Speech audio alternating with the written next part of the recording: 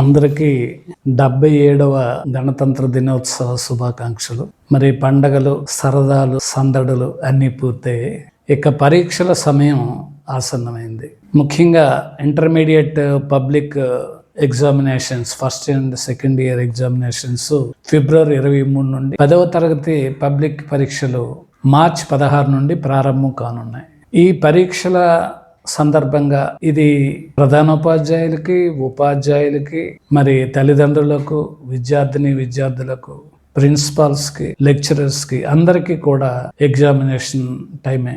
విద్యార్థులు ఏ విధంగా అయితే కష్టపడి చదివి మంచి మార్కులు సాధించాలని తపనతో ఉంటారో, అదేవిధంగా తల్లిదండ్రులు, ఉపాధ్యాయులు, లెక్చరర్స్, ప్రిన్సిపల్స్ అందరూ కూడా తమ పిల్లలకి మంచి మార్కులు రావాలని, మంచి ర్యాంకులు రావాలని చాలా కష్టపడి మరి వారి ప్రయత్నం వాళ్ళు చేస్తూ ఉంటారు. కానీ ప్రధానంగా చేయవలసింది ఏంటంటే, పరీక్షల ముందు విద్యార్థులు ఆరోగ్యంగా, ప్రశాంతంగా, టెన్షన్ ఫ్రీగా ఉండే విధంగా చూసుకోవాలి. సాధారణంగా చాలా మంది విద్యార్థులు ఏం చేస్తారంటే, పరీక్షల కాలం చాలా సమయం ఉంది కదా, పరీక్షల ముందు చదువుకోవచ్చులే అనే ఆలోచనతో ఉన్న వాళ్ళు కొంతమంది ఉంటారు. ఆ లాస్ట్ 1 or 2 months లో పగలు రాత్రి చదువుతూ ఉంటారు. కొంతమంది ఏం చేస్తున్నారంటే, మొదటి క్లాస్లో ఎంటర్ అయిన దగ్గర నుంచి పరీక్షల వరకు కూడా ఒకే పద్ధతిలో చదువుతూ ఎటువంటి ఇబ్బంది లేకుండా ఎప్పటికప్పుడు కోర్సులు కంప్లీట్ చేసుకుంటూ ఉంటారు. ఇటు ప్రభుత్వ పాఠశాలల్లో కానీ,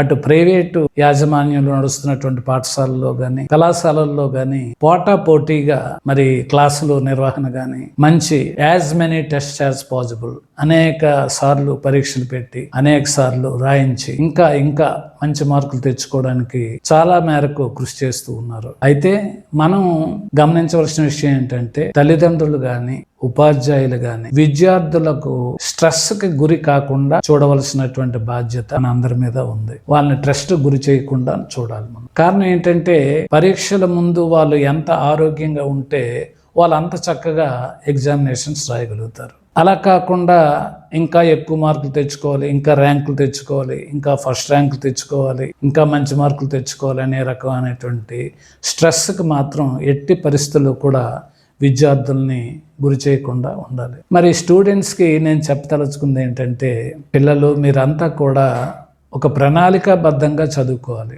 అన్ని సబ్జెక్టులకి ప్రాధాన్యతనిస్తూ ఉండాలి. మీరు ఏ సబ్జెక్ట్లో అయితే కాస్త వెనుకబడి ఉన్నామని మీకు అనిపిస్తుందో ఆ సబ్జెక్టుపై కొంత స్ట్రెస్, కొంచెం ప్రాధాన్యత పెంచాలి. ఆ ప్రాధాన్యత పెంచుకుంటూ చదువుకోవాలి.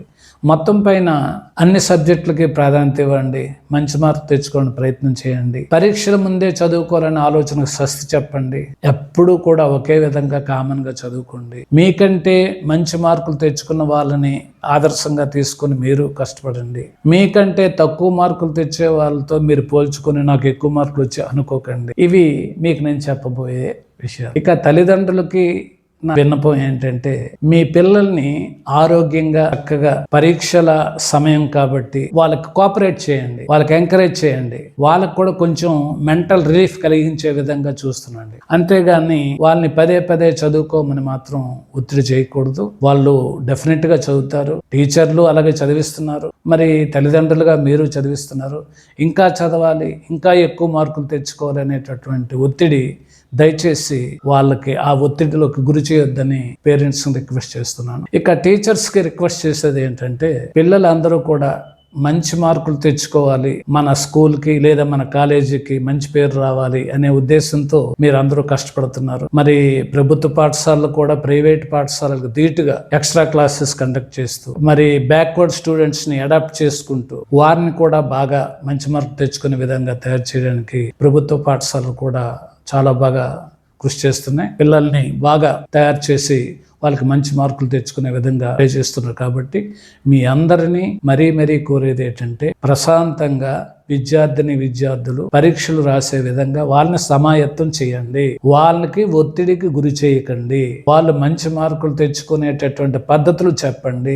ఏ కాన్సెప్ట్స్, ఏ క్వశ్చన్స్ ఎగ్జామినేషన్ పాయింట్ ఆఫ్ వ్యూలో రాబోతుంటాయి, as many question papers as possible verify చేసి, దానిని బట్టి ఏ చాప్టర్స్లో ఎక్కువ క్వశ్చన్స్ రాబోతున్నాయి వాటిని మీద స్ట్రెస్ ఇవ్వండి. ఏ సబ్జెక్ట్స్లో ఏ రకంగా వాళ్ళు ప్రిపేర్ అయితే మంచి మార్కులు తెచ్చుకోగలుగుతారో అవి చెప్పండి. ఆ మెలకువలు చెప్పండి. తప్పనిసరిగా సక్సెస్ అవుతారు. I wish you all the best to all the students. Thank you very much.